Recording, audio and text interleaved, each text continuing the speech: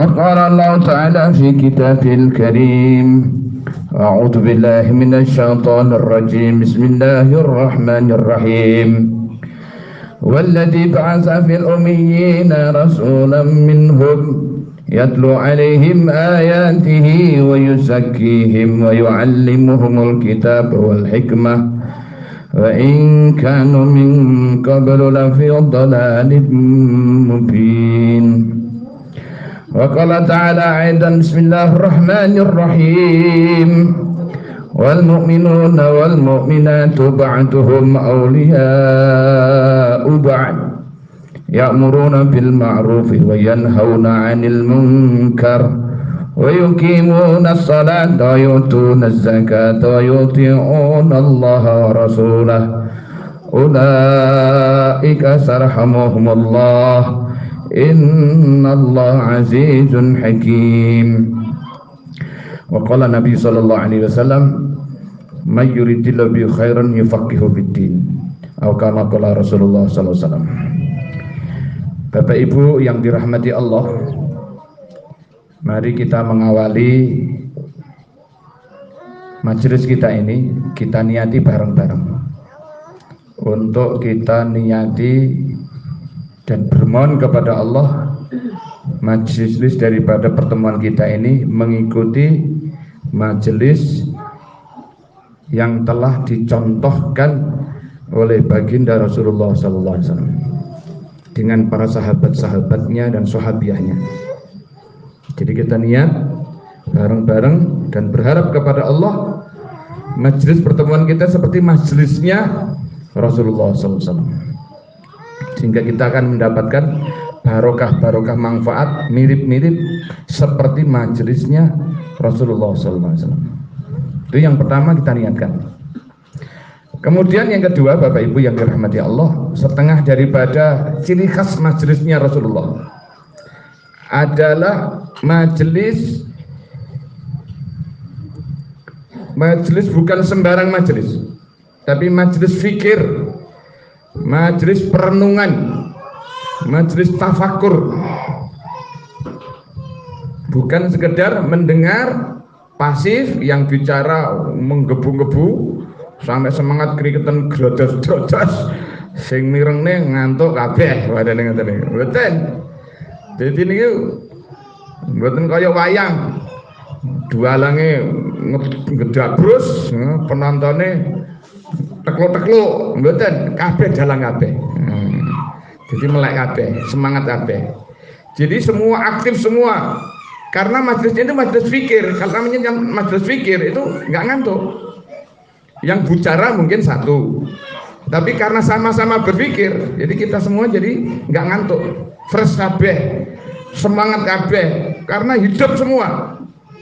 Kalau nggak berpikir itu namanya nanti jadi pasif. Kalau pasif akhirnya adem-adem, ayem, tentrem, akhirnya silir-silir. Apalagi ada kipas angin ini sesuai lah yo angker, ngiler, ngerok. Ini majelis fikir. Kemudian Bapak Ibu yang dirahmati Allah, majelisnya, ciri khasnya yang telah dibuat oleh baginda Rasulullah SAW adalah mengagungkan Allah, mengagungkan kehidupan kampung akhirat, mengagungkan pentingnya amalan agama, dan kemudian setelah majelis selesai semuanya bareng-bareng, sama-sama, yang bicara, yang mendengar, bareng-bareng usaha dan doa bareng-bareng untuk mewujudkan. Bukan kemudian bar jibat beh, bar siji bar kabeh, wape lucu, marung ngono selesai. Ndak begitu majelisnya Rasulullah. Majelis Rasulullah mesti ada taskil. Begitu dakwah sempurna yang digambarkan dengan azan itu, Allahu Akbar, Allahu Akbar. Kemudian mengingatkan kembali asyhadu alla ilaha illallah wa asyhadu anna Muhammadar Rasulullah. Langsung mesti ada taskil. Hayyal shalah, hayyal falah. Ini taskil. Ini namanya dakwah sempurna. Hayyal shalah maksudnya taskil. Setiap orang yang mendengar azan mesti berangkat untuk menuju salat berjamaah. Bukan kemudian dakwah lover suarane kempling, maca pas ayat tahis hayal sholat. Wis kono lah mangkat dhewe kono. Aku lak yo sik repot ya. Aku lak yo sik repot ya kono lah. Ndak. Begitu Allahu Akbar. Asyhadu an la ilaha illallah. Asyhadu anna Muhammadar Rasulullah. Hayal sholat. Begitu dikumandangkan hayal sholat, semua berangkat sholat berjamaah. Setelah semua orang berangkat semua, maka hayal falah, maka semua sukses dunia, sukses akhirat. Itulah majelisnya Rasulullah. Mudah-mudahan kita dimudahkan dalam majelis ini. Ini penting, kita mau miripkan copy paste untuk meniru majelisnya Rasulullah. Bapak Ibu yang dirahmati Allah, yang mesti kita renungi, yang mesti kita pikirkan daripada diri kita, kemudian alhamdulillah ini masyarakat kita, istri-istri kita juga ikut bareng-bareng. Wah ini sip, ini majelis komplit, majelis sempurna. Bapak inggih, ibu jo. Wah, suami ini nggih, ngisin nih, oke. Setunggalnya bapak yes, ibu nih nggih, podo-podo bareng. Lah ini sempurna ini. Ini cara peksi seperti burung dan ngablak bareng-bareng sayap kanan sayap kiri. Mboten kok sayap kanane ngablak blak, sayap kiri ini sengkleh. Wah niku maburi emprit niku ya ora ya rada sengkleh niku. Klik karo watuk-watuk karo tengel-tengel tekle ya iso mabur niku antar pohon mawon wis iso teko nggon wis heran niku. Karena apa? Sayap satu, tekle nggak imbang. Tapi kalau burung apa saja, emprit apa burung hut-hut, apalagi burung yang terbaik apa? Burung terbaik, burung Raja Wali. Raja Wali atau Garuda punya dua sayap yang keker, yang kokoh, yang kuat, ngablak bareng-bareng. Namanya Raja Wali itu kalau dua-dua sayap ini bergerak dengan seimbang, dua-duanya ngablak, dia terbangnya Raja Wali itu antar benua, bukan antar negara saja. Dan apa yang disuarakan oleh Raja Wali? Kalimah yang disuarakan Raja Wali cuma satu saja, hak, dan itu suaranya mengumandang ke seluruh antero. Nah ini burung namanya Raja Wali. Suaranya hak dan menggema dan menggaun luas, dan dia menyuarakan kalimat hak itu bukan untuk cari makanan, enggak. Ini burung Raja Wali.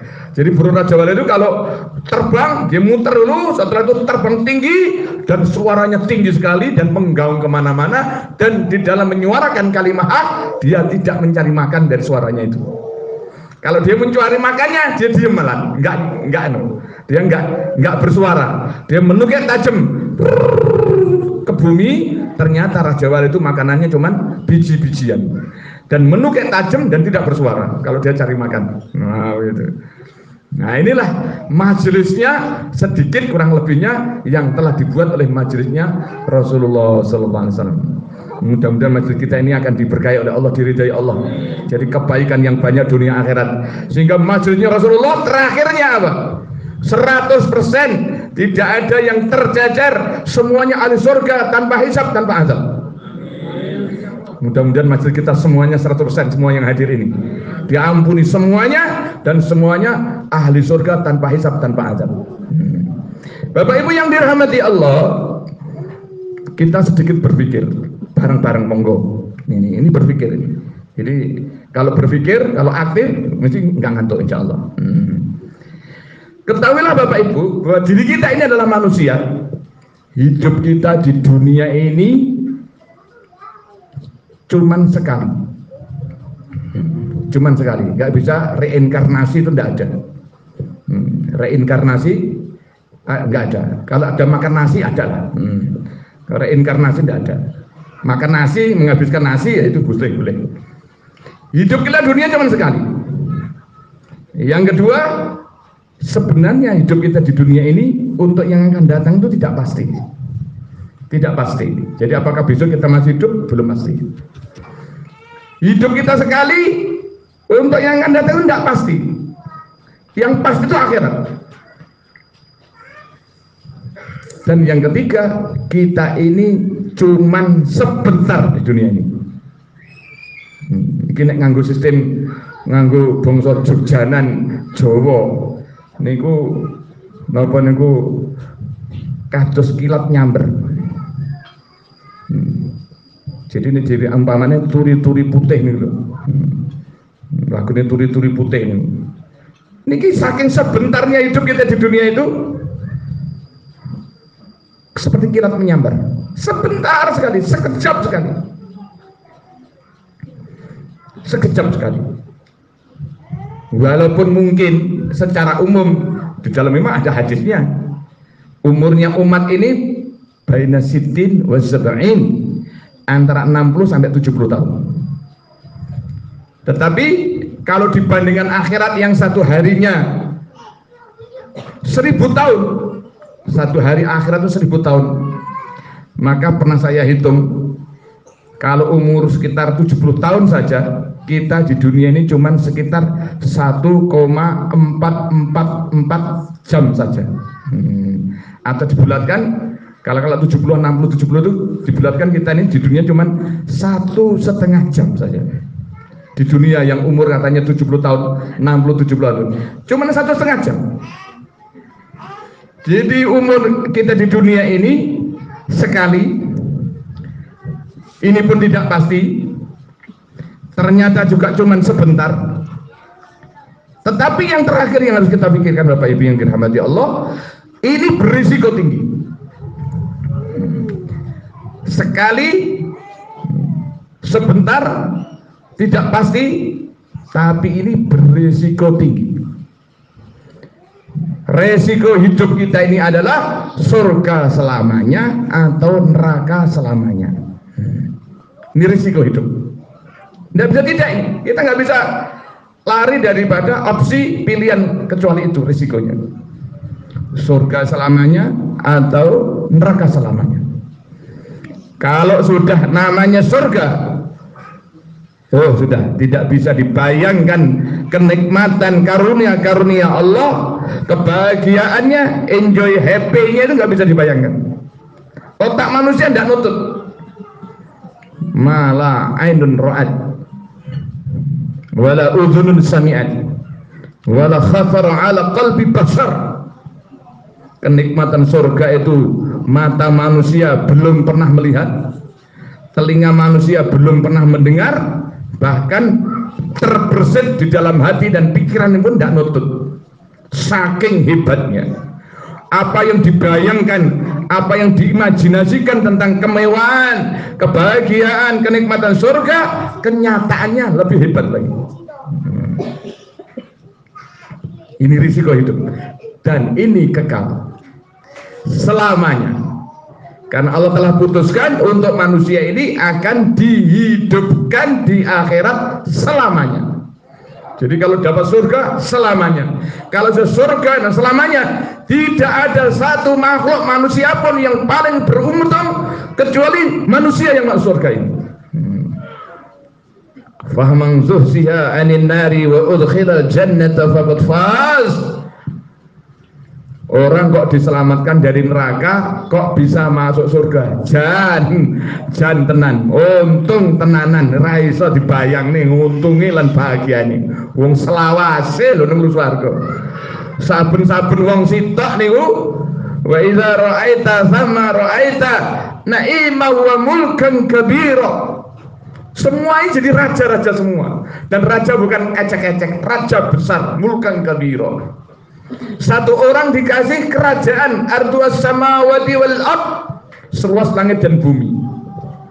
Coba, setiap orang kerajaan, setiap orang laki-laki jadi raja besar, kemudian istrinya menjadi permaisurunya dan merajai, meratoni daripada para bidadari-bidadari.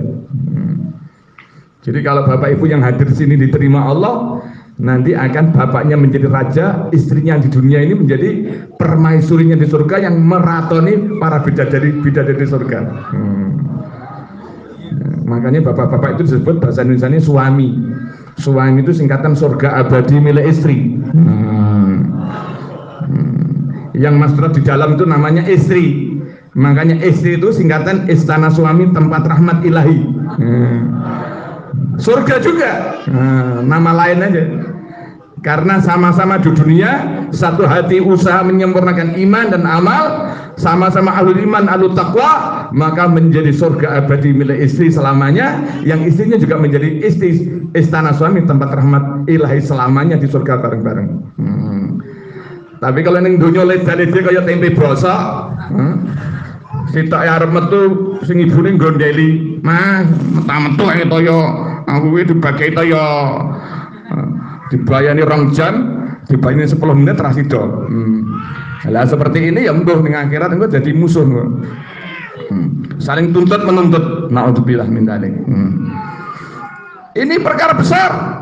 Hasil risikonya hidup ini bagus kalau positif, surga selamanya, raja besar, suami istri abadi. Di dunia diteruskan di akhirat. Tapi kalau istri ini dijak mas turut ora gelem, untuk agama nggak mau, ya nanti istrinya masuk neraka, nanti istrinya yang lain yang suaminya masuk neraka nanti, itu ganti yang lain, bukan suami istri di dunia. Karena ndak seperti sayap tadi Raja Wali itu, sitae ngablak, sitae malah gembosi. Nah sitae gembosi ngono ya, di dunia aja kumpul jadi suami istri, nanti di akhirat nggak jadi suami istri lagi. Satunya di surga, satunya di neraka. Nanti digoleki liya, pasangan liya neh. Bapak Ibu yang dirahmati Allah, risiko kedua adalah neraka. Kalau sudah bicara neraka ini, tidak ada satu penderitaan, kesusahan dan satu kesengsaraan yang melebihi sengsaranya manusia di dalam neraka. Seandainya seluruh penderitaan dari manusia pertama sampai manusia terakhir menjelang kiamat, penderitaan jin pertama sampai jin terakhir menjelang kiamat, dikumpulkan seluruh penderitaan kesengsaraannya manusia pertama sampai akhir, jin pertama sampai akhir, itu dikumpulkan di satu penderitaannya selama di dunia, itu dibandingkan penderitaan nanti di akhirat di nerakanya Allah, tidak ada satu pastir dibandingkan pading pastir yang tidak terhingga. Nggak bisa dibayangkan bagaimana dahsyatnya dan ngerinya kehidupan yang menderita, yang menyusahkan di dalam neraka ini. Maka sungguh Allah telah mengingatkan kepada kita, "Faman zuhziha 'anil nar wa udkhilal jannata faqad faz." Sungguh kalau orang itu diselamatkan dari neraka kemudian masuk surga, ini betul-betul orang beruntung. Mudah-mudahan yang hadir di sini semuanya menjadi orang yang beruntung disebut dalam ayat ini. Maka Allah memberi peringatan, "Wa mal hayatud dunya illa mata'ul ghurur." Maka kesenangan di dunia ini kesenangan yang menipu. Maka kita jangan mau tertipu dengan hiruk pikuk kesenangannya daripada dunia ini. La yaghurrannaka taqallubul ladzina kafaru fil bilad mata'un qalil tsumma ma'wahum jahannam wa bi'sal mihad. Ini khusus untuk orang iman. Ini khusus untuk orang-orang Islam. Jangan terperdaya kalian semua dengan kebebasan, kemewahan, dan kelihatannya begitu enjoy happy-nya orang-orang kafir di muka bumi ini. Cek enak yang kafir ngene iso ngono, bebas ngene nang pinggir-pinggir pantai, nang hotel-hotel ketoke iso. Jangan terperdaya, jangan terpesona, jangan tergiur. Apa tuh ya? Mata qalil kok. Itu kesenangan yang sedikit kok. Bahkan di dalam satu kitab para ulama itu, mata qalil itu disebut hiya dunya aqallu minal qalili. Dunia ini diambil dari sedikit terus diambil sedikitnya. Jadi kalau seandainya dunia ini sedikit itu 0,1%, dari 0,1% diambil 0,1-nya. Berapa berarti itu? Sangat-sangat sedikit. Kalau yang sangat sedikit saja kalian terperdaya, kalian tertipu, terpesona, tergiur, terkesan dengan orang-orang kafir di muka bumi ini, habislah hidup kalian. Maka kita kalau ingat dunia dengan hiruk pikuknya, Masya Allah.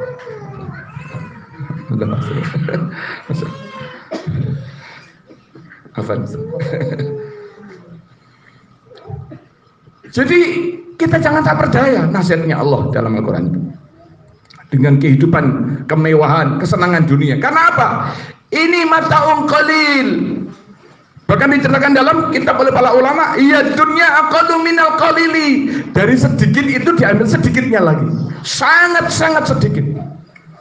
Kemudian orang-orang kafir itu kemudian setelah dia mendapatkan kenikmatan yang sedikit dari yang sedikitnya itu, kemudian dia kembali kepada Allah kehidupan akhirat dalam keadaan terhina dan tercela serta terusir, kemudian dimasukkan, dijerumuskan dalam jahanam. Masa depan yang suram itu adalah masa depan masuk neraka jahanam. Apakah dengan demikian ya orang beriman kalian terpesona dengan orang yang masa depannya suram seperti ini? Tentu saja tidak. Kalau orang itu berpikir. Inilah Bapak Ibu yang dirahmati Allah, risiko tingginya kita ini. Kalau ada PLN itu di gardu-gardu itu, awas, bahaya, tegangan tinggi, maka hati-hati katanya, awas, bahaya, tegangan tinggi, maka harus hati-hati. Itu risiko listrik, walaupun tegangan tinggi, itu risiko kecil. Karena apa? Risiko tegangan tinggi nek kesetrum paling pol-polin apa? Sedo. Lah nek wis sedo barji barbet. Kalau risikonya hidup, ini surga selamanya atau neraka selamanya. Maka kalau yang tegangan listrik yang tinggi, mesti harus hati-hati, awas, bahaya, hati-hati. Dalam hidup ini bukan hati-hati lagi, super hati-hati. Nah, ini harus super hati-hati. Risikonya apa? Surga selamanya atau neraka selamanya. Maka kita datang di sini ini membuat majelis seperti ini untuk mengingatkan kembali, untuk merenungi kembali, penghayatan kembali, tafakur kembali, supaya perkara ini betul-betul menjadi agenda utama. Dan agenda pertama dalam hidup yang terpenting itu adalah bagaimana masa depan akhirat.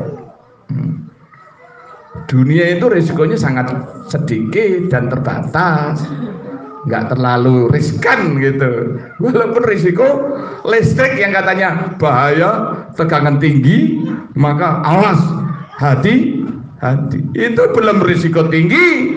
Risiko tinggi itu kalau hidup manusia, kalau sampai nggak masuk surga, masuk neraka, ini betul-betul sangat mengerikan, betul-betul dahsyat.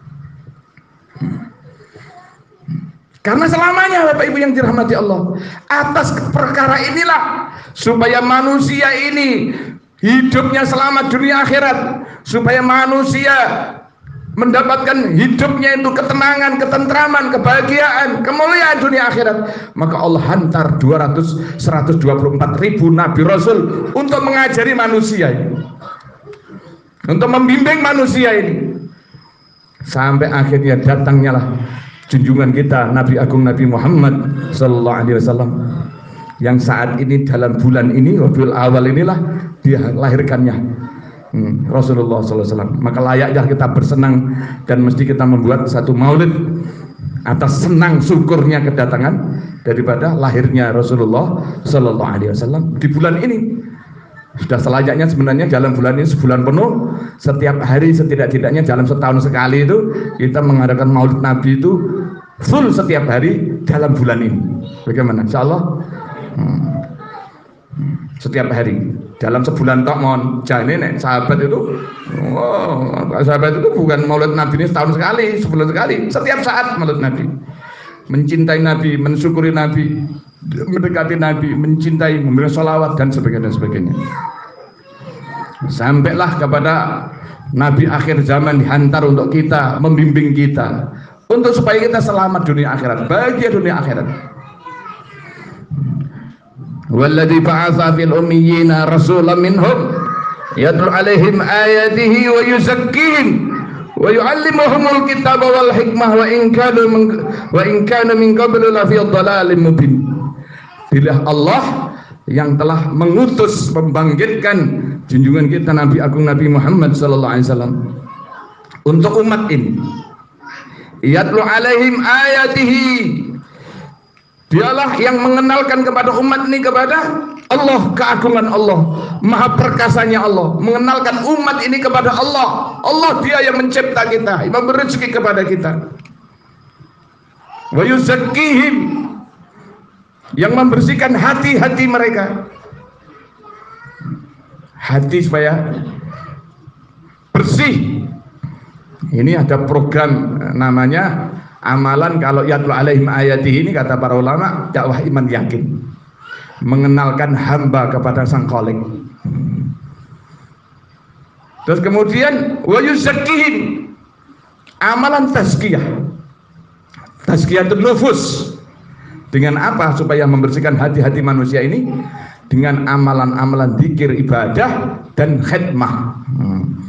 Jadi dengan khidmah dan zikir, ibadah, termasuk membaca Al-Quran, menghafal Al-Quran, ini termasuk tazkiyah, tazkiyatun nufus.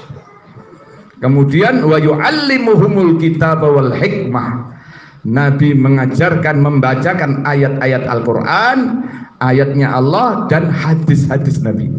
Wal hikmah ini tafsirannya adalah hadis Nabi. Maka inilah taklim. Jadi dakwah iman yakin, tazkiyah dan taklim. Dari sini nubuat ini, amalan nubuah ini hasilnya apa? Wa in kanu min qablu la fi dhalalin mubin. Dulu orang-orang sahabat dulu sebelum kena usaha-usaha amalan nubuah, orang-orang yang bejat-bejat, yang sesat-sesat, maka menjadi orang terbaik, berubah. Bapak Ibu yang dirahmati Allah, manusia ini punya potensi buruk, juga punya potensi baik. Fa'alhamaha fujuraha wa taqwaha. Jadi di dalam diri manusia ini ada potensi fujur, jelek, wa taqwaha, lan potensi baik. Tetapi potensi buruknya ini ditaruh di luar, sedangkan potensi yang baiknya itu tersembunyi di dalam. Jadi kalau manusia tidak diupayakan apa-apa, yang dominan terhadap dirinya adalah buruk. Kalau digali, diupayakan kebaikannya, baru muncul baiknya itu. Keburukannya itu bersumber daripada nafsu. Inna nafsa la ammaratun bisu. Nafsu ini sumbernya keburukan, sudah. Sebelum ditundukkan. Lah nafsu ini yang mendominasi manusia pertama kali. Begitu dia lahir, orang itu dikuasai, didominasi, dipengaruhi terbesarnya itu dari nafsunya dulu kan. Kalau kebaikannya itu dari fitrahnya. Nah, fitrahnya manusia ini kenal kepada Allah. Di alam ruh itu ditanya oleh Allah, alastu bi rabbikum? Qalu bala syahidna. Ini sudah bertauhidkan kepada Allah, beriman, makrifat kepada Allah. Ini fitrah manusia. Tapi kalau nafsu, wah, nafsu ini makhluk ciptaan Allah yang diberikan onderdil khusus kepada manusia, dua belakang pol. Nafsu ini, nafsu dicipta oleh Allah, dibakar di dalam neraka selama 1000 tahun. Ditanya oleh Allah, nafsu, man ana? Siapa aku? Nafsu itu padahal sudah dilep-lep ning neraka jahanam 1000 tahun. Ditekai, siapa aku? Anta wa ana. Jawabannya nafsu. Jenengan ya jenengan. Nek kula waku dilawan. Nafsu ngono. Kemudian dimasukkan lagi ke dalam neraka, dibakar lagi selama 1000 tahun. Kemudian diangkat lagi, ditanya lagi, mana ana? Masih jawabannya belum berubah. Anta wa ana. Jenengan ya jenengan. Kula waku dilawan. Waku. Wah. Ego ini sih pol. Dilep-lep ini 3.000 sampai 3.000 tahun. Jadi 1.000 tambah 1.000 tahun. Setelah 3.000 tahun ditanya lagi, man ana? Baru dia mengakui, anta Rabbi wa ana. Nggih, jenengan menyen pangeran kula, tapi kula ya kula lho. Lho, dablek mulu sombong mulai. Loh, wis ngakoni anta Rabbi itu setelah dibakar 3.000 tahun. Tapi masih belum itu. Anta Rabbi wa ana. Lah, ananiyah egonya itu masih kuat sekali, padahal sudah dibakar, dilep-lep ning neraka 3.000 tahun. Inilah nafsu kita. Makanya Fir'aun ini pada saat mencapai puncak nafsunya itu mengatakan ana rabbukumul a'la. Aku ini loh pangeranmu sing jos. Jadi ngoten. Perngon iki lho. Niku ananiyah ini ego ini nafsu ini. Maka kalau dia bicara nafsu itu, waduh, sampai Allah menyebut nama Al-Quran surat Al-Baqarah, fama asbarum alan nar. Mereka tuh berani-beraninya menantang api nerakaku. Siapa yang berani menantang api neraka ini? Nafsu ini. Nafsu ini dua pelipol. Maka disinilah karena keburukannya yang sumbernya saking nafsu, kebaikannya dari fitrah. Maka kalau untuk menggali kebaikannya inilah, maka diutuslah Nabi sampai Nabi akhir zaman, Nabi Muhammad SAW. Maka manusia ini diupayakan oleh Nabi, oleh Kanjeng Rasul, disibukkan dengan dakwah iman yakin, disibukkan dalam amalan tazkiyah dan taklim. Maka dengan dakwah iman yakin, dengan tazkiyah dan taklim, maka potensi yang baik itu akan muncul. Potensi yang baik itu akan bisa didatang. Ini seperti bumi ini. Jadi manusia ini dicipta oleh Allah mintin daripada tanah liat. Maka sifatnya seperti tanah. Kalau ingin mendapatkan emasnya, mendapatkan minyaknya, LPG-nya, atau mendapatkan macam-macam kebaikan dari tanah, itu digali.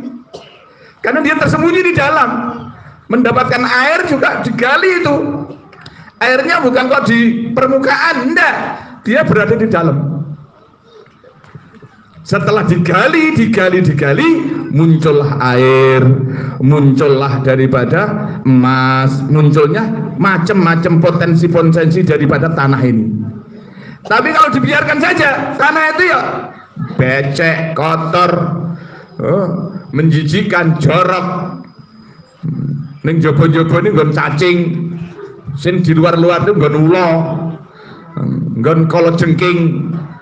Kalau jengking kenapa? Kalau jengking ngentuk, ban ngentuk gak dipangan. Karo cengir, guyu-guyu. Kapamu kapan toh?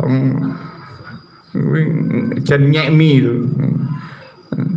Walaupun harimau itu dan singa itu buas, tapi dia mematikan lawan itu dimakan dia. Ono terwelu, tuangkap, dimplok, warak, wes, aku luwe. Oh, ono sapi, ono mendo, tangkep, pangan. Buas memang, ganas memang, iya, tapi dimakan. Tapi kalau jengking enggak, dintup, uang sing dintup mati, dia enggak makan, enggak dapat manfaat apa-apa. Guru cengar-cengir kalau apa itu? Buntute nyentil-nyentil itu. Wes rasane marem aku. Itu ada manusia kalau namanya buruk. Manusia itu casingnya. Tapi sifatnya itu bisa seperti ular, seperti binatang ternak, kal an'am balhum adall, seperti anjing, masaluka masalil kalb, ini seperti anjing. Ada seperti binatang buas karena punya sifat ini sabu'iyah, ini binatang buas. Ada yang sifatnya kayak kalau jengking, terus ngaplok materi wong, gak dipangan tadi apa-apa. Marem, kapan pateni, marem, cengir karo cerita. Itu dulu sahabatnya Rasulullah SAW sebelum dapat hidayah Islam, ya seperti itulah, dikuasai nafsu. Kemudian seperti tanah itu, casingnya manusia, tapi sifat-sifatnya seperti ular, binatang buas, seperti kalajengking, kotoran-kotoran semuanya. Tapi setelah digali oleh Rasulullah SAW dengan nubuwah, apa nubuwah, amalan nubuwahnya? Dakwah, iman, yakin, tazkiyah dan taklim. Maka wa in kanu min qablu la fi dhalalin mubin. Generasi yang dulunya termasuk orang yang paling bejat, kaum paling bejat sak jagat kerat, berubah menjadi the best generation. Sampai Nabi mengatakan khairul qurun qarni tsummal ladina yalunahum tsummal ladina yalunahum. Generasi terbaik adalah generasiku dan sahabat-sahabat ini. Setelah itu generasi tabi'in, setelah generasi tabi'ut tabi'in. Ini generasi terbaik. Padahal dari satu kaum yang paling bejat saat jagat kerat berubah menjadi satu kaum yang terbaik sepanjang sejarah sampai hari kiamat. Siapa yang bisa merubah ini? Rasulullah SAW dengan amalan nubuat. Apa amalan nubuat? Yakni seperti dakwah, iman, yakin, 3 amalan tadi. Maka manusia ini digambarkan seperti kayu jati misalnya. Kalau dia diserahkan kepada tukang ukir, maka akan diproses oleh tukang ukir, maka kayu ini akan bisa bernilai tinggi, menjadi mebel, menjadi pintu-pintu, menjadi kursi-kursi, menjadi macam-macam yang bernilai tinggi. Kalau sudah bernilai tinggi, maka dia akan dijaga, dimuliakan. Tetapi kalau dia tidak serahkan kepada tukang ukir, kayu ini akhirnya kepanasan, kudanan, akhirnya gapok, gak duwe bentuk, welek, tuwek, kempong, perot, ngentutan sisan. Gambarannya lho, gambarannya mawon. Kayu gapok. Karena kayu gapok, ya wis toh, gopok kayu gapok kuwi. Gak memberi manfaat apa-apa kecuali untuk bahan api di dapur. Diambilnya itu geradak tali, digeradak gebek, teko omah dipeceli cilik-cilik, mari ngono dibom. Nah, beda kalau kayu jati diukir. Bagus, maka ngambilnya pun buntel plastik. Ngangkati pelan-pelan. Tumpakane mobil pilihan. Loh, mari ngono disanding nih di dekat istana presiden. Loh, itu karena ukiran-ukiran. Kalau tidak, ya hancurlah. Itulah gambarannya manusia. Kalau dia diserahkan kepada tukang ukir, siapa tukang ukirnya? Para nabi, para rasul, yakni nabi terakhir junjungan kita, Nabi Agung Nabi Muhammad sallallahu alaihi wasallam. Kalau dia mau diukir, mau disibukkan dengan kebaikan-kebaikan, sibuk dalam dakwah, iman, yakin, tazkiyah dan taklim, maka dia akan membentuk satu sifat karakter yang baik yang Allah cintai dan Rasul cintai, Allah banggakan dan dibanggakan oleh Rasulullah. Maka dia akan nanti nyawanya diambil oleh malaikat, bukan malaikat sembarangan ini, yang mengambil malaikat Israel dan malaikat Jibril alaihissalam. Ngambilnya aja pelan-pelan, dibawa khusus menghadap kepada Allah, pelan-pelan dengan mulia. Tapi kalau model kayu gapuk, manusia layah wala yamutu, ngenteni biaya ra bermutu, wis tuwek, welek, ngentutan, kempong perot, misalnya gitu. Enggak bermutu, enggak punya sifat, enggak punya iman, enggak punya takwa, geradak ae. Inilah gambaran-gambaran. Maka Bapak Ibu yang dirahmati Allah, maka hidup yang sekali inilah tiap-tiap diri kita mesti ada usaha perbaikan. Untuk menggali perbaikan imaniyat dan takwa, inilah potensi imaniyat dan takwa. Fa'alhamaha fujuruha wa taqwaha. Maka bagaimana menggalinya ini? Menggalinya ini dengan usaha, dengan amalan nubuwah. Apalah nubuwah? Amalan nubuwah itu dakwah, iman, yakin, tazkiyah dan taklim. Maka tiap orang yang diprogram dengan nubuwah, maka akan ada islah nanti. Ada islah.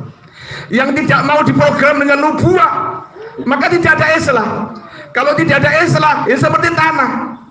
dibiarkan terlantar begitu saja, maka tanah itu akan membuahkan sifat-sifat kalau jengking, ular, kera, harimau, dan singa. Casingnya manusia tapi sifatnya binatang komplit sak jagat keran. Naudzubillah min dzalik. Seperti hutan akhirnya. Hutan itu akhirnya hutan belantara dipandang dari jauh sudah memuakkan, tidak ada keindahannya dan menakutkan, mendekat pun akan berbahaya, apalagi kalau masuk. Ada manusia yang jahat, yang dikuasai nafsunya, yang tidak ada iman, tidak takwa kepada Allah, dipandang dari jauh tidak indah, mendekat dalam bahaya. Kalau dekat-dekat, wah bisa jadi nanti menjadi penjahat. Naudzubillah min dzalik. Maka ini Nabi ini usaha untuk memperbaiki umat ini, dan diteruskan oleh para sahabatnya, dan diteruskan oleh ulama-ulama pengikut-pengikutnya terus sampai hari kiamat. Siapa yang mau memperbaiki dirinya dengan amalan-amalan nubuwah ini nanti akan menjadi baik. Maka Bapak Ibu yang dirahmati Allah, satu keluarga ini mewakili cukup masyarakat, negara atau dunia. Itu ada laki-laki bapak, kemudian ada wanitanya diwakili ibu, dan anak-anaknya. Anak-anaknya pemuda-pemuda, pelajar, anak-anak, pemuda, pelajar, ini anak-anak. Miniatur keluarga ini menggambarkan global secara umum masyarakat dunia itu. Maka kalau bapaknya, ibunya, dan anak-anaknya ini disentuhkan dengan agama, dihubungkan dengan agama, terus disibukkan dengan perbaikan-perbaikan islah dirinya, maka kalau keluarga ini baik, maka seluruh dunia jadi baik. Tapi kalau cuman sibuk-sibuk dunia, yang petaninya sibuk dengan pertaniannya, yang pedagang sibuk dengan perdagangannya, yang pengusaha-pengusaha sibuk dengan perusahaan-perusahaannya, yang pegawai negeri sibuk dengan kantor-kantornya saja, sibuk dengan dunia saja, tidak ada usaha-usaha perbaikan dirinya, maka nanti akan menjadi manusia-manusia yang casingnya manusia, tapi dalamnya ini binatang-binatang komplit di seluruh dunia. Ini yang berbahaya, yang akhirnya orang-orang yang tidak memperbaiki diri dengan nubuwah ini, begitu mati, maka ini akan ditempatkan sesuai dengan tempatnya masing-masing. Maksudnya yang layak masuk surga akan masuk surga, yang tidak layak pasti masuk neraka. Orang yang tidak mau memperbaiki diri berarti nanti dikuasai oleh sifat-sifat buruknya yang bersumber dari nafsunya itu. Kalau sudah bersumber dari nafsu, ini yang berbahaya. Walau ittaba'al haqqu ahwa'ahum la fasadatis samawati wal ardu wa man fihin. Orang itu kalau sudah mengikuti nafsu, ini jagat raya bisa ambruk, binasa gara-gara manusia yang mengikuti nafsu. Maka termasuk daripada alamatus sa'ah, termasuk daripada ciri-cirinya datang ke kiamat adalah kebanyakan manusia ini dikuasai nafsu. Ditele SPD, bukan sarjana pendidikan, tapi sak penake dhewe. Lah nek uripe sak penake dhewe, ya iki mengikuti nafsu, wis bahaya iki. Uripe kok pakeme kok nderek nafsu. SPD sak penake dhewe, ya kuwi jagat ya ambruk. Lah orang-orang yang menuhankan hawa nafsu, orang-orang yang mengikuti hawa nafsu, sing pakeme uripe SPD, inilah intip-intipin neraka binjing. Nauzubillah min dzalik. Maka disinilah kita duduk membuat majelis ini untuk bersama-sama kita ini pentingnya memperbaiki diri, supaya betul-betul terbentuk iman yang kuat kepada Allah, kepada kehidupan akhirat, dan pentingnya agama. Kalau tidak, manusia apapun, Masya Allah, kalau sudah manusia ini tidak ada agama, nggak ada iman, nggak ada takwa, ya gambarnya seperti perangon itu. Ana rabbukumul a'la. Kayo sampai iblis sih, iblis gurune padahal wi datang tengah malam kepada Firaun, tengah malam masuk ke kamarnya, tak. Bangun. Loh kok ada orang kok masuk langsung ke kamar saya? Jangan-jangan kamu malaikat Israel ya? Menjemput nyawa? Enggak. Siapa kamu? Bolo dewek. Siapa kon? Biasa, gurumu iblis. Ngopo bengi-bengi rene? Aku iki teko ning awakmu hanya menyampaikan apresiasi, salut sama kamu. Kowe iki lho, ilmu sihirmu itu enggak ada tai kukuku. Kamu muridku. Ilmu sihirmu nggak ada apa-apanya, kamu nggak ada kelebihan apa. Kowe tak damoni ngene matek iso binasa. Semono kowe lek ngalahne gurumu. Aku lho walaupun iso ngene macam-macam, ora wani ngaku dadi pangeran rawani. Kowe iki lho ora nek apa-apane ngaku dadi pangeran hebat kowe. Ngalahne gurumu. Salut aku, jempol. Ben ngejawab, "Oh, aku dilawan." Aku neh. Ngene iki. Jadi walaupun raja, walaupun punya apa-apa, dunia ini miliknya. Tapi kalau nggak ada agama, hancur binasa, hina selama-lamanya. Tapi ada satu ketika, Syekh Hasan Basri rahmatullah alaih, suatu ketika berjalan-jalan. Beliau ini seorang ulama dan seorang dai dan seorang aulia. Sering dia itu jalan kaki, kemana-mana itu kalau dakwah dia jalan kaki. Maka yang terbaik itu dakwah itu dengan jalan kaki. Dia jalan kaki.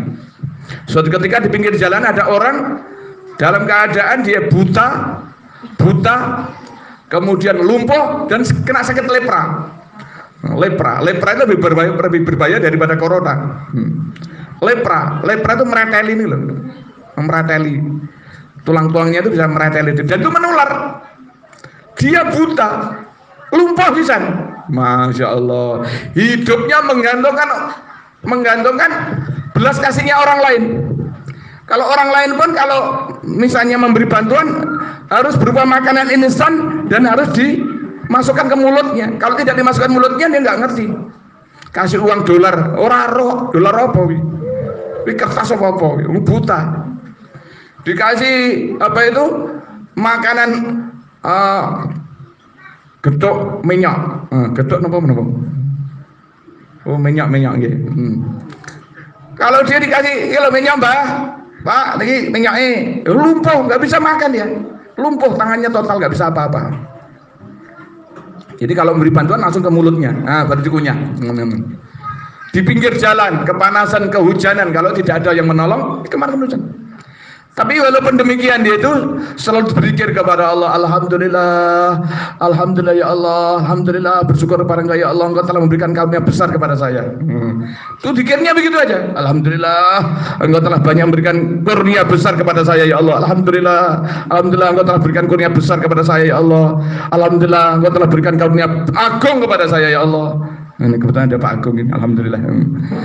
Engkau telah memberikan karunia agung kepada saya ya Allah. Alhamdulillah. Akhirnya saya Hasan Basri itu penasaran. Iki lho wong wuta, lumpuh, kena lepra, dikai karunia agung yo ngomong apa iki? Wong edan iki. Akhirnya penasaran, balik dia.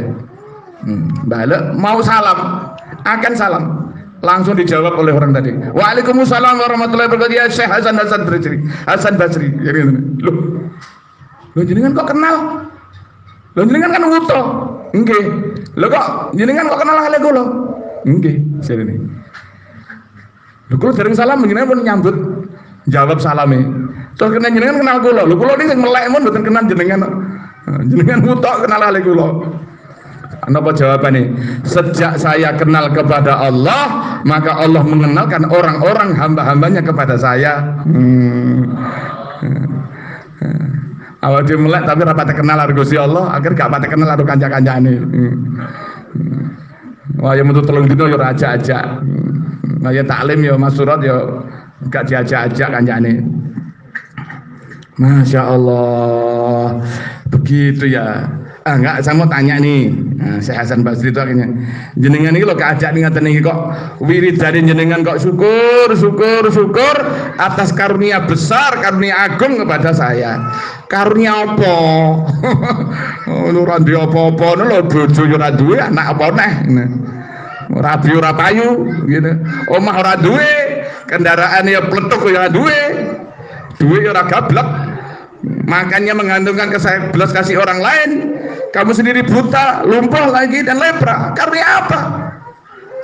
Masya Allah ya Syekh, niku jenengan niku lama besar kok tekok teng kula niku, berarti jenengan ngajari kula ya nggih kula tak ngilmune jenengan kula napa tak ulang-ulang lagi lah di depan guru saya.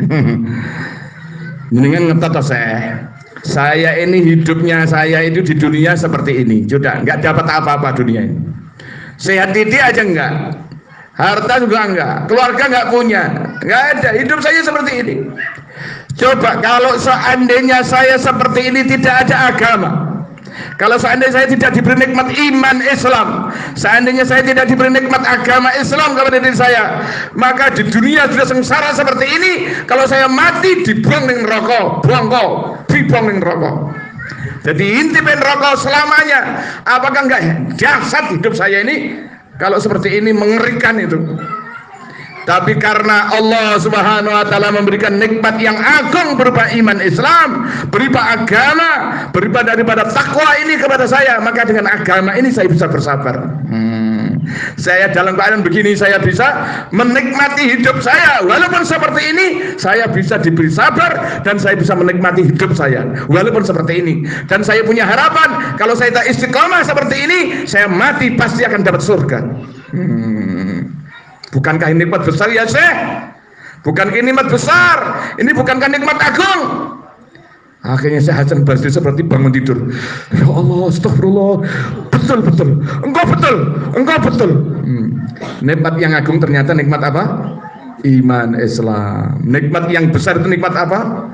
Nikmat agama. Nikmat bisa iman dan takwa kepada Allah. Ini nikmat agung. Walaupun nggak punya apa-apa di dunia ini, seperti yang diceritakan itu, yang dijumpai oleh Syekh Hasan Al-Basri rahimahullah. Kalau seandainya dia dapat agama ini sudah mengalahkan semuanya.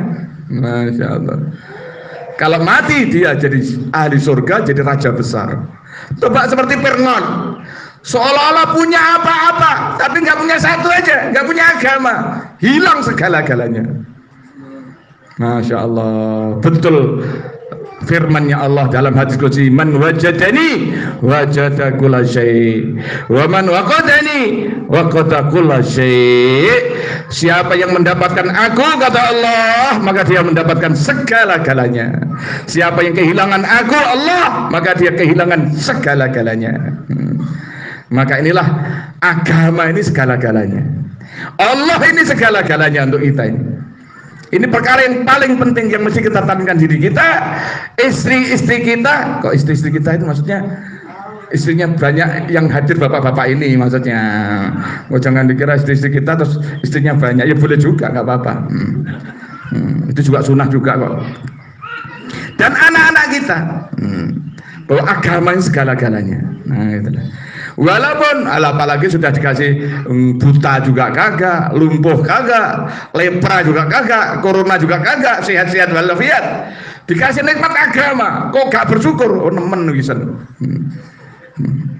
Wis dikai apa-apa, bojo yo duwe, anak yo duwe, kendaraan yo duwe, rezeki yo melimpah turah blawah, iso teko Mekah Madinah.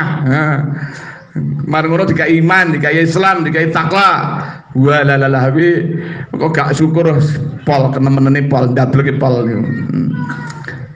Maka Bapak Ibu nih yang dirahmati Allah Subhanahu wa taala, ini kita datang di dalam majelis seperti ini untuk mensyukuri nikmat iman Islam. Supaya iman Islam kita ini terus meningkat, bertambah sempurna. Supaya bukan dalam diri kita saja, istri kita dan anak-anak kita. Jangan sampai ada yang kita cintai, setidak-tidaknya dalam keluarga kita, bapak, ibu, anak, suami, istri, dan anak itu, jangan sampai ada satu yang tercecer, yang tidak ada iman, tidak ada agama. Ini berbahaya.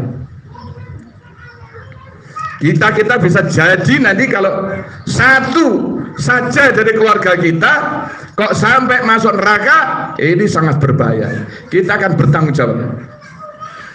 Satu wanita dalam satu mafhum hadis, satu wanita kok sampai masuk neraka, 4 laki-laki diseret oleh Allah Subhanahu wa taala, akan dimintai pertanggungjawaban oleh Allah. Kalau tidak bisa menjawab, semua akan dimasukkan neraka bersama wanita ini.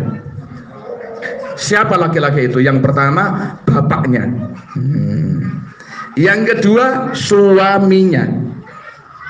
Yang ketiga saudara laki-lakinya. Yang keempat adalah anak laki-lakinya.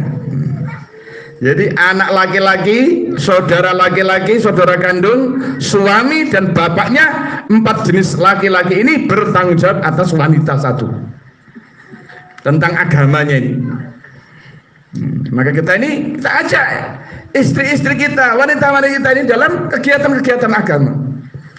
Jangan dibiarkan begitu saja. Begitu pula anak-anak kita. Anak-anak kita ini kalau dibiarkan, nanti satu anak ini kita diseret nanti, dimintai pertanggungjawaban. Maka anak-anak kita dibawa kepada agama. Anak-anak kita sibukkan dengan kegiatan-kegiatan agama, sibukkan dalam dakwah iman yakin, sibukkan dalam tazkiyah dan taklim. Ini nubuah. Maka ada perbaikan-perbaikan. Bapak Ibu yang dirahmati Allah, wanita ini punya kelebihan banyak sekali. Tidak dimiliki oleh laki-laki banyak. Wanita itu punya kelembutan melebihi laki-laki. Calanangnya tangannya kasar, suaranya ya kasar, peranginya ya rodok kasar. Kalau wanita ini enggak, masya Allah lembut. Makanya kalau merayu itu laki-laki kalah. Jadi kon tumbas ning ngene pasar ngono. Cah putri niku nek ngenyang-ngenyang ngerayu kan pinter niku. Pake ra iso, pro tegane anggo nyanya. Ribut diuncit-uncit niku. Oh, 100.000 nek 10.000 niku. Di dalam hal merayu itu wanita itu punya kelebihan. Wanita itu punya kelebihan mudah menangis. Wanita ndablek, angel nangisnya. Wanita itu rata-rata banyak bicara, pinter bicara. Ada penelitian di Amerika itu, wanita itu kuotanya bicara dalam sehari semalam itu 45.000 kata sehari semalam. Kalau laki-laki cuma 7.000 kata. Jadi hampir 7 kali lipatnya. Jadi kalau orang wanita kok meneng itu malah bahaya. Enggak ngerti-ngerti stres. Makanya kadang-kadang nek bayan kok di sana bayan sendiri tuh, ya itulah wanita. 45.000 kata dalam, punya lemah lembut, pintar merayu, banyak bicara, banyak kelebihan-kelebihan yang lain. Di antaranya kalau wanita itu punya kelebihan, sekali dia mengerjakan sesuatu itu bisa bareng-bareng. Nyapu, masak, netei, ngemong bocah sambil umbah-umbah, itu bersamaan beberapa pekerjaan bisa dilaksanakan oleh wanita. Nek bae gak iso. Begitu nyapu ya nyapu, kok sahur masak, oh masaknya gosong. Masak karo ngomong anake, engko anak keleleran atau masak keleleran, bareng gak iso. Kalau wanita itu pinter. Makanya wanita-wanita itu di dalam satu mafhum hadis hanya 2 kemungkinan, ada 3 kemungkinan saja. Ada 3 kemungkinan. Saking potensinya banyak lagi, maka wanita-wanita kita itu, wanita-wanita semuanya ini bisa dimanfaatkan oleh setan iblis menjadi perangkap-perangkap setan, atau digunakan orang-orang ahli dunia untuk mengembangkan dunianya, atau oleh orang ahli agama digunakan untuk menyebarkan agama. Nah, gitu. Karek dihapakno saiki. Potensi wanita kita dihapakno. Oh. Apa jadi ahli dunia, ahli agama, atau ahli batil? Kalau kita tidak bawa kepada agama, paling selamatnya apa? Untuk ahli dunia. Kalau ahli dunia, oh maju lah. Ada mobil Mercedes, mesti tampilnya ya Mas Turut, bukan laki-laki gak payu. Untuk mengembangkan dunia itu pakai wanita. Tenaganya murah, pinter, terampil, ngati-ngati, jelimet, punya kelebihan-kelebihan. Untuk mengembangkan dunia juga itu untuk batil, untuk buruk, setan, untuk menjadikan bagaimana potensi wanita ini menjadi perangkap-perangkap setan. Jadi perangkap setan.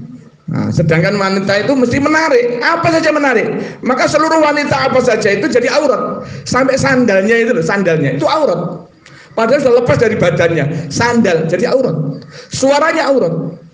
Pakaian sudah lepas daripada aurat, rambutnya sudah lepas daripada badannya, ini aurat, nggak boleh dilihat. Karena menarik. Lah kalau menarik, kalau dijadikan oleh setan iblis menjadi perangkap-perangkap setan, ini sangat berbahaya sekali. Maka satu wanita yang jelek itu seperti 1000 laki-laki yang jelek. Tetapi kalau digunakan untuk agama, kalau wanita itu daiyah, kalau soleha, satu wanita daiyah soleha, satu wanita saja itu 70 wali laki-laki. Saking berpotensinya untuk kebaikan. Maka kalau sampai tidak diprogram untuk agama, wanita-wanita kita akan diprogram oleh setan iblis menjadi perangkap-perangkap setan, dan itu menarik. Sebagaimana perangkap tikus itu. Perangkap mesti orang kok perangkap toh. Perangkap plus apa? Umpan. Umpan mesti menarik. Ambune dari kejauhan, tikus. Ambune sudah menarik. Buat tempe apa kambil napa meleh? Jang goreng dari kejauhan itu auranya itu sudah menarik tikus. Enak erak apa lagi golek. Wah, itu langsung kejar, langsung. Begitulah kalau tidak di program agama, wanita kita ini akan dijadikan perangkap-perangkap setan, dan karena wanita itu menarik, maka kepada wanita ini suaminya juga tertarik, bapaknya tertarik, semuanya tertarik, laki-laki yang lain tertarik. Begitu tertarik langsung kena perangkap, masuk neraka. Na'udzubillahi min dzalik. Ini mafhum hadis. Maka jangan dibiarkan wanita-wanita kita tidak diprogram untuk agama. Maka kita bikin setiap masjid-masjid kita upayakan targetnya ada taklim ibu-ibu, taklim wanita, taklim masyurat mingguan. Tiap masjid ada taklim mingguan, dan kita ajak ibu-ibu, wanita-wanita baliknya itu di sekitar kampung kita 100% jangan ada yang tercecer duduk di dalam majelis taklim itu. Karena kalau wanita tidak disentuh dengan agama, bahayanya itu seperti tadi itu dijadikan perangkap-perangkap setan. Kita niatkan bagaimana insya Allah. Jadi taklim masturat per mahalah, per masjid mingguan, dan ajak wanita-wanita yang sudah balik daripada kaum muslimah untuk duduk di situ. Yang belum didatangi kasih hadiah, datangi hadiah supaya apa? Kena program. Kalau tidak sangat berbahaya. Jangan sampai anak putri-putri kita, wanita-wanita itu kita kebiri, kita bonsai, kita kebiri, kita apa itu? Kita bonsai atau dimandulkan peran dan fungsinya.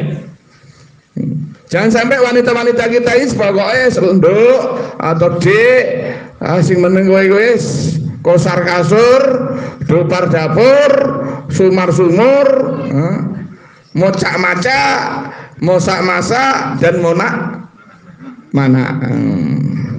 Jangan. Maka dinaikkan derajatnya, dinaikkan peran fungsinya. Kita ajak keluar masturat setiap 3 bulan, 4 bulan, 3 hari.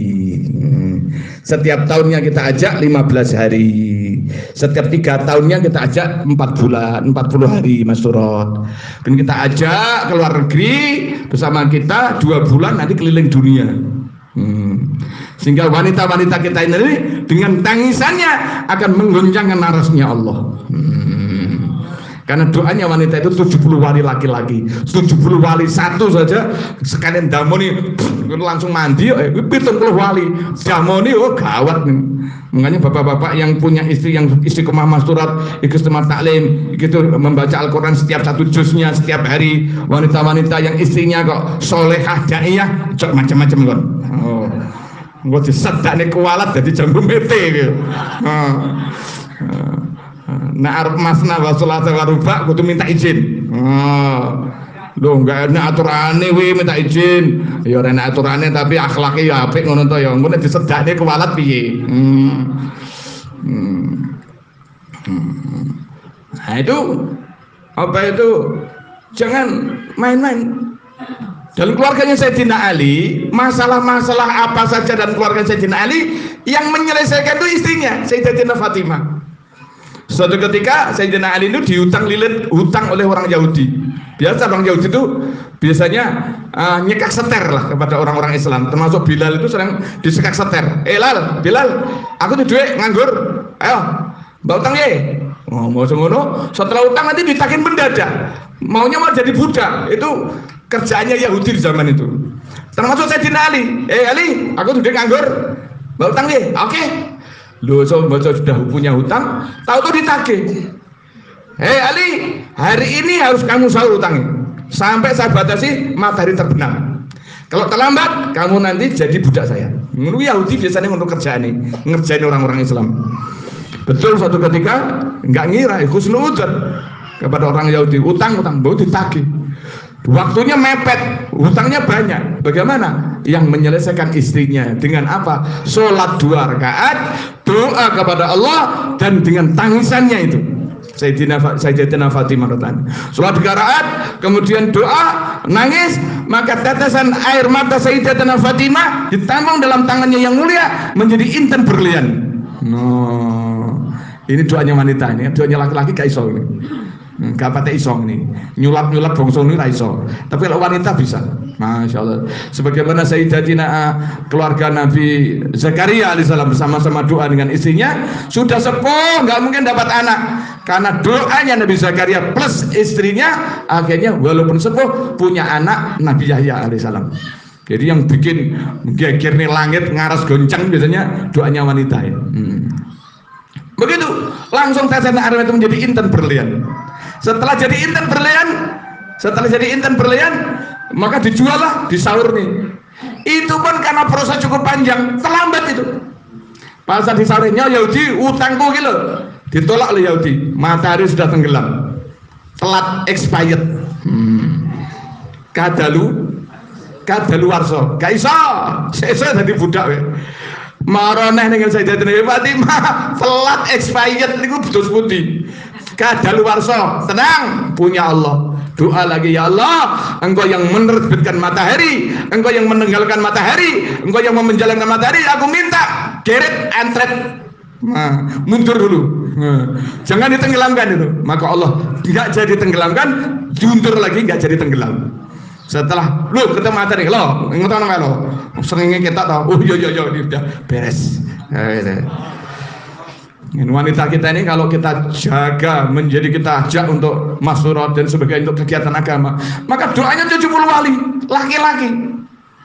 Maka walaupun kita mocak-macak, wanita daiyah dan solehah beda. Mocak-macake macak ning omah, ora ning jaba. Kalau bukan orang solehah, bukan daiyah, mocak-macak ning jaba. Wayahe pas apa mantenan maca, wah mbok karo suamine karek nggon brote. Pakaian sing bagus untuk orang lain di luar, tapi kalau tuh suaminya bangsa dasar sing elek-elek sing gak setelikanan, gombrot titik rada bau sithik, iki kanggo suaminya. Koretane nganggo suamine. Ndak, kalau wanita itu daiyah salehah anul iman anul taqwa, mocak-macak tapi macake ning omah. Yo masak, tapi masaknya berzikir. Bagaimana kalau masaknya dengan berzikir, maka makanan itu barokah. Dengan makanan barokah untuk ibadah tahajud bisa, untuk jamaah bisa, untuk keluar 4 bulan 40 hari pun ringan. Nah, karena yang masak masyurah, yang berzikir. Mocak-macak beda di rumah. Masak dengan berzikir. Monak-manak tapi menghasilkan para aulia. Monak-manak juga, tapi monak-manaknya anaknya hafizah, alim alimah, daiyah dan menjadi aulia-aulianya Allah. Karena apa?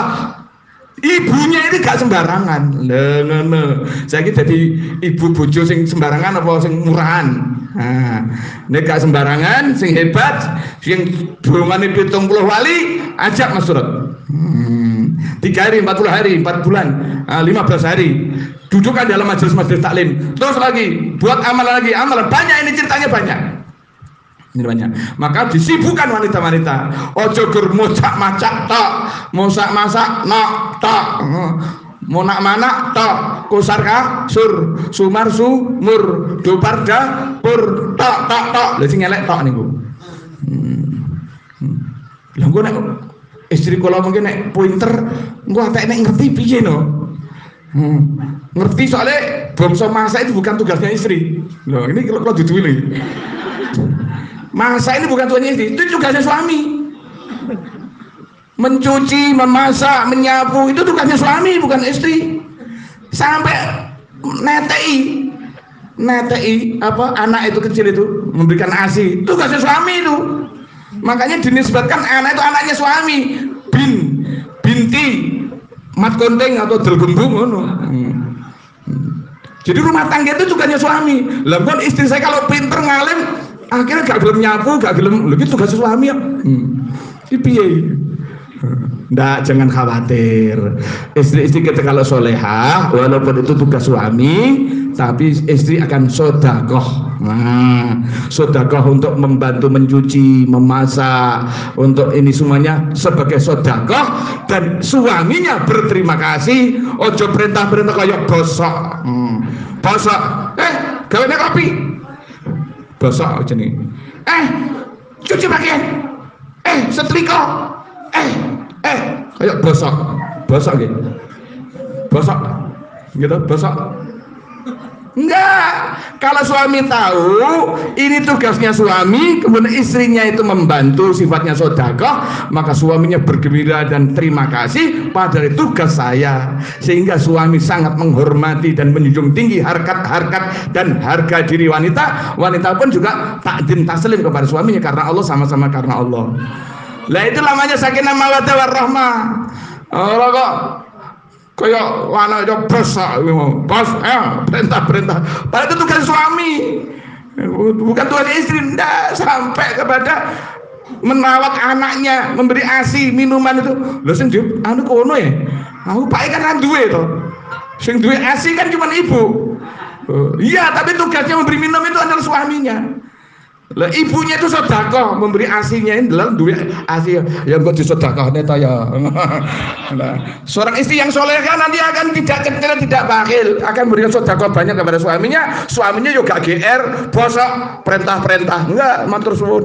Iki tugasku ngono lho. Jadi akhirnya harmonis begitu. Jadi harus wanita-wanita kita harus kita angkat, kita sibukkan, kita ajak untuk agama. Kalau tidak nanti jadi perangkap setan, kita nanti akan bisa masuk neraka bareng-bareng. Nauzubillah. Maka itulah Bapak Ibu, ini sudah sebentar, sudah cukup, waktunya cukup lama. Ringkasnya, setelah kita tahu kepentingan agama, pentingnya nubuah ini, monggo bareng-bareng. Gotong royong, wal mu'minuna wal mu'minatu ba'duhum awliya'u ba'd. Orang iman laki-laki, orang iman yang wanita itu gotong royong satu dengan yang lain. Gotong royong untuk apa? Untuk dunia? Boleh, nggak apa-apa. Tapi bukan itu. Kalau cuma gotong royong untuk dunia, jangkrik genggong atau jangkrik upo, itu gotong royong. Nah kamu lihat itu apa nih? Semut-semut nih, untuk bangkit jangkrik upo, digotong bareng-bareng. Gotong royong, gowo bangkit jangkrik upo. Wah, semut ya iso. Yang orang nggak punya akal itu bisa, biasa itu. Gotong royong bagi manusia yang mulia di sisi Allah adalah wal mu'minuna wal mu'minatu ba'duhum awliya'u ba'd. Gotong royong ya'muruna bil ma'ruf wa yanhauna 'anil munkar. Gotong royong untuk dakwah, gotong royong untuk amar ma'ruf nahi munkar, gotong royong untuk sama-sama keluar fisabilillah. Bagaimana insyaallah?